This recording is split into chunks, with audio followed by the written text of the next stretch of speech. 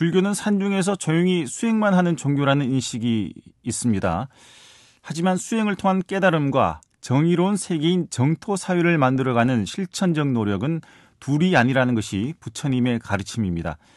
최근 우리 사회는 정치권을 중심으로 극심한 혼란을 빚고 있습니다. 그래서 한국 사회의 다양한 문제를 해결하기 위한 불교계의 역할도 그만큼 중요하다고 하겠는데요.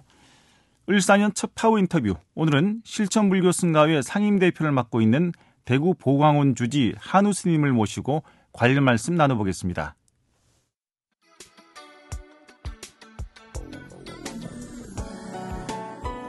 네, 이 자리에 실천불교 승가회 상임대표를 맡고 계시는 대구 보광원 주지 한우 스님 나와 계십니다. 스님 안녕하십니까? 네, 안녕하세요. 스님 먼저 대구 불교방송 청취자들과 대구 경북 시도민들에게 새해 덕담부터 한 말씀 좀 부탁을 드리겠습니다. 네, 새해가 되면 이제 저희 절에서는 그 입춘 대길 복회구족이라는 글을 써서 지금 나누어 드리는데 네. 올해도 이제 써서 헤아려 보니까 이제 한 400장 정도 썼더라고요.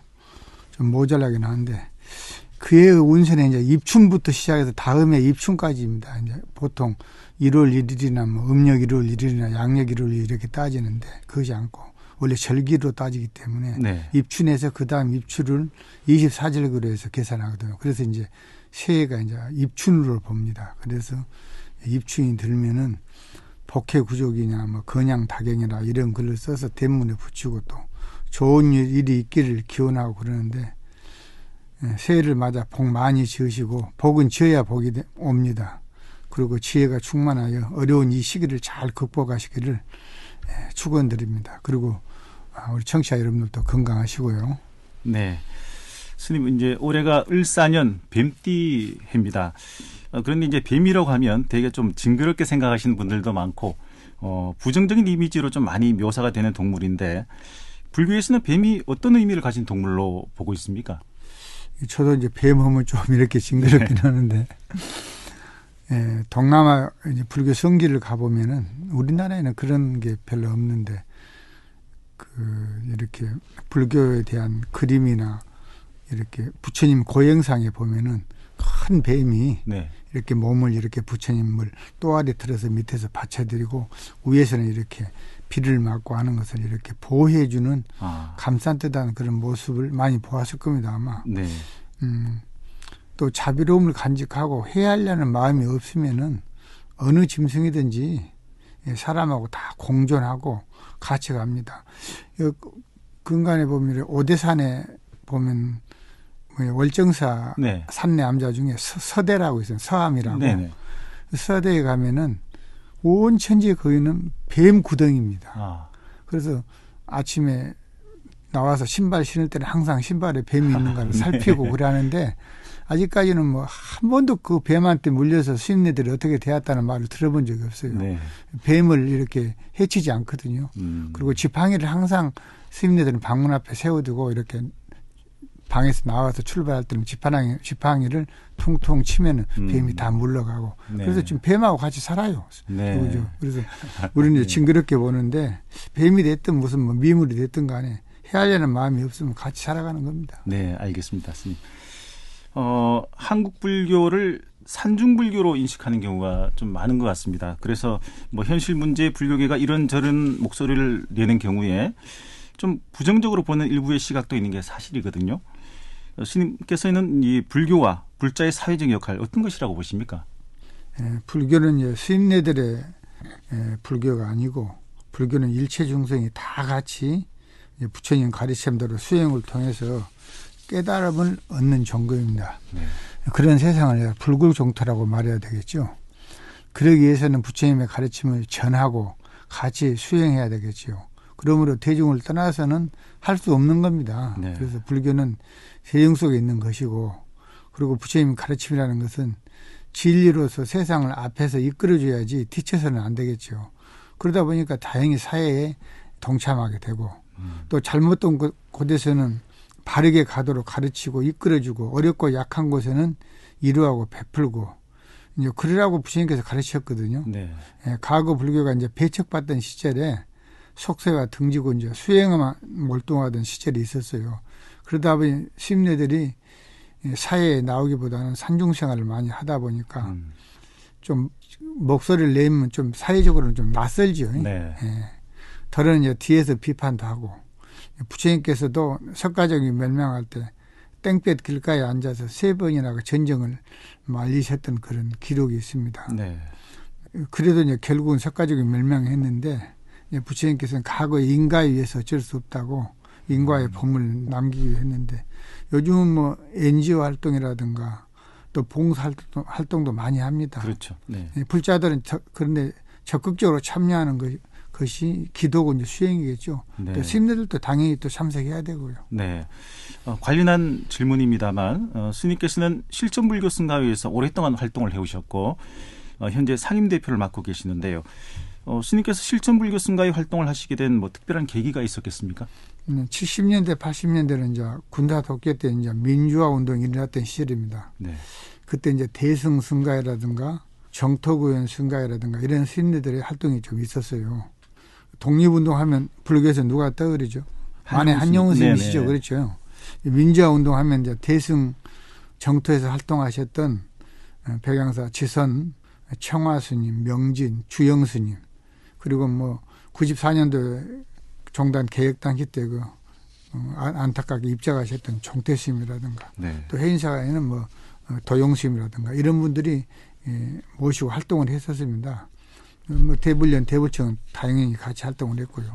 그 후 이제 문민정부가 이제 들어서면서 사회가 이제 민주화가 돼서 이제 안정이 됐다가 생각하고 불교 내부적인 문제, 교단의 개혁과 통일 문제, 그리고 NGO 활동 등을 이런 문제에 집중하고자 의견이 모아져서 대승 정토 승가회를 통합하고 새로운 생각을 가진 분들이 모여서 실천불교 전국 승가회를 창립했습니다. 네.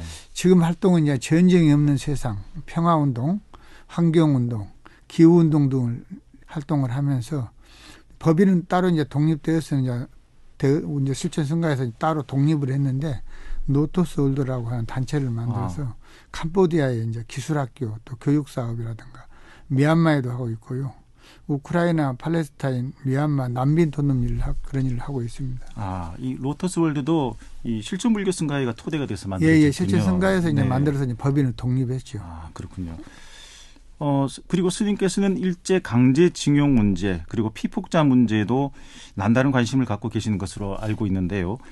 특히 지난해는 일본 조세이 해저 탄광 수물 사고 희생자 유해 발굴을 위해서 현지도 직접 가셨고 많은 노력을 하셨다고 알고 있습니다. 지금 현재 어떤 상황인지 좀 말씀을 해주시겠습니까? 예, 지난해 이제 유족들과 또 시민사회단체 노력으로 이제 성금을 모금하여 가지고 탄광 입구를 찾아가지고 갱도를 여는 작업을 하였고요. 네. 바다 숨구멍과 갱도 입구를 통해서 잠수부들이 들어가서 유골을 수습할 수 있는가를 사전 탐방하였는데 쉽지는 않다고 말씀하더라고요. 굉장히 어려울 것 같다고. 그 이후로 이제 일본 의회요 유족들 시민사회단체가 이제 논의 중인데 유해 수습 비용을 일본 정부가 부담해야 된다. 그래서 발굴을 다 일본 정부가 앞장서야 된다고 그런 논의를 하고 있고요. 네.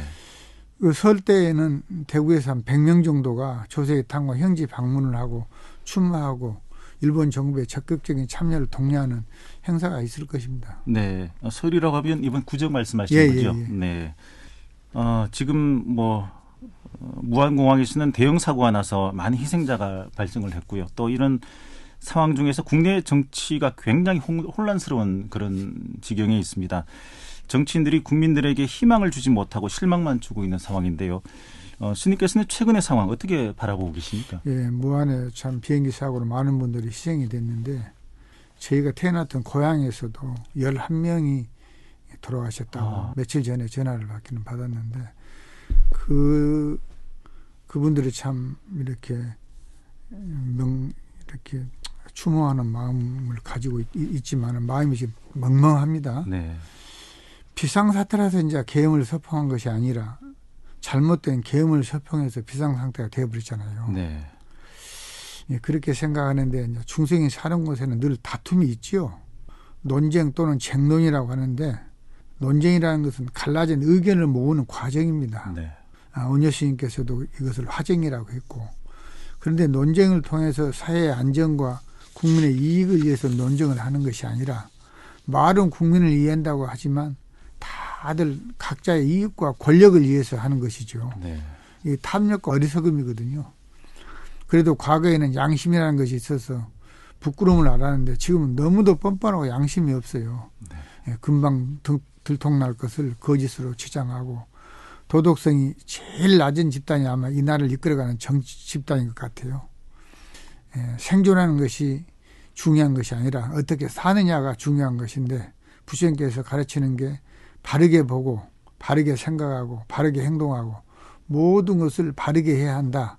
바르게라는 정도라는 말과 같은데 불교 8정도입니다. 네. 정치인들을 모아놓고 포살과 자자를 일주일에 한 번씩 해야 하지 않을까 생각하고 또 여기 8정도를 좀 가르쳐야 될 것 같아요. 네. 그러면 스님 지금의 난맥상을 해소하기 위한 해법 무엇이라고 보시고요. 또 올해 어쩌면 새로운 정치 지도자를 뽑아야 할 수도 있는데 국가 지도자의 덕목은 무엇이라고 보시는지 함께 좀 말씀 부탁드리겠습니다. 지금 해결하는 방법은 서로 이해관계는 접어두고 국민과 국가의 어떠한 방법으로 해결했을 때 이익이 있는가를 생각해서 여야가 그리고 정부 모두가 한마음으로 빠른 수습을 해야 될 거 아닙니까? 차기 지도자는 국민과 더 많은 소통을 하고 국정의 민의를 반영하고 여야 서로 존중하고 차별을 두지 말고 빈부격차를 해소하는 이런 분들이 지도자가 되었으면 합니다. 지금 이런 사태가 일어나는 게 이런 것을 안 했기 때문에 네. 이런 사태가 일어나는 거 아닙니까? 네. 네, 이제 주어진 시간이 다 돼가고 있는데요. 스님께서는 혹시 개인적으로 소망이나 바람이 있다면 어떤 게 있겠습니까, 올해? 좀 다른 것보다는 사회가 안정이 되고 모든 국민들이 다 평안하게 살고 또 이런 세계적으로 분쟁이 있는 전쟁이 있는 곳에 다 전쟁이 좀 없고 좀 그렇게 했으면 좋겠습니다. 네. 끝으로 우리 불자와 청취자들이 올 한 해 의지하고 살아갈 수 있는 좋은 법문 짧게나마 좀 부탁을 드리겠습니다. 네. 옛말에 이제 입으로 떡을 하면 7천만이면 남북한이 따지겠죠. 네. 남북한 동포가 먹고도 남는다고 이런 속담이 있습니다. 들어보셨는가 모르겠지만 입으로 하는 떡보다는 하나의 실천이 이제 중요합니다. 어제는 그냥 지나간 일, 내일은 알 수 없는 세상 아닙니까? 오늘은 선물이거든요. 오늘을 즐겁게 누리고 하고 싶은 것이 있으면 망설이지 말고 실행하고 미루지 말고 지금 이 시간은 지금뿐이거든요. 내일의 이 시간은 내일의 이 시간이지 오늘의 이 시간이 아니거든요. 우리가 이미 많은 시간을 허비해버렸습니다. 얼마 남지 않은 귀한 시간인데 수행도 열심히 하시고 봉사도 열심히 하시고 새해에는 늘 부처님 가비가 충만하시길 기원합니다. 네, 스님 말씀처럼 우리 이웃들에게 자비를 전하는 일은 물론이고 우리 사회가 올바르게 나아갈 수 있도록 올해 우리 한국 불교가 많은 역할을 했으면 좋겠습니다. 네, 스님 오늘 말씀 잘 들었습니다. 고맙습니다. 네, 성불하세요. 네, 을사년 첫 파워 인터뷰 실천불교 승갑의 상임대표를 맡고 계신 대구 보광원 주지 한우 스님과 말씀 나눠봤습니다.